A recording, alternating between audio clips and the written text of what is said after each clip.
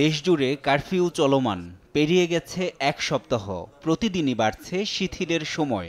ধীরে ধীরে পরিস্থিতির উন্নতি হচ্ছে উল্লেখ করে মন্ত্রী জানান, কারফিউ তুলে দেওয়ার বিষয়ে ভাবছে সরকার। কোনো জায়গায় কোনো অস্বাভাবিক কিছু আমাদের নজরে আসেনি।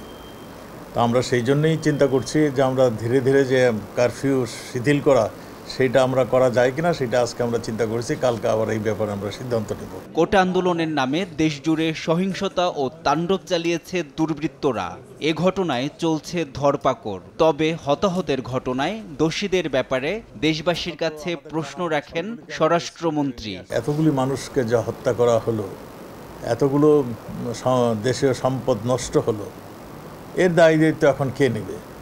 এখন আমি আজকে দেখলাম বিএনপির এক নেতা বলছেন যে এই সহিংসতার মধ্যে তারা নেই। তাহলে ঘটনাটা কি দাঁড়ালো? এইটার দায় দায়িত্ব কে নিবে? এই প্রশ্নটা কিন্তু এখন জনগণের কাছে চলে আসছে। এদিকে নিরাপত্তার স্বার্থে শুক্রবার বিকেলে নাহিদ সহ কোটা আন্দোলনের ৩ সমন্বয়কারীকে ডিবি হেফাজতে নেওয়া হয়েছে। এর কারণ স্পষ্ট করেন স্বরাষ্ট্রমন্ত্রী।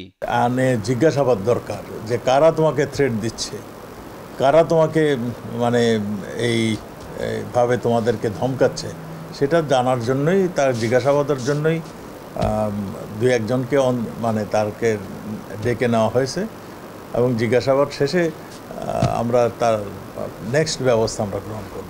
চলমান পরিস্থিতি নিয়ে রাতে আইনশৃঙ্খলা বাহিনীর সাথে আবারও বসবেন স্বরাষ্ট্রমন্ত্রী, যেখান থেকে কারফিউ শিথিলের বিষয়ে আসবে নতুন ঘোষণা। এনআই নাহিদ, দেশ টিভি, ঢাকা।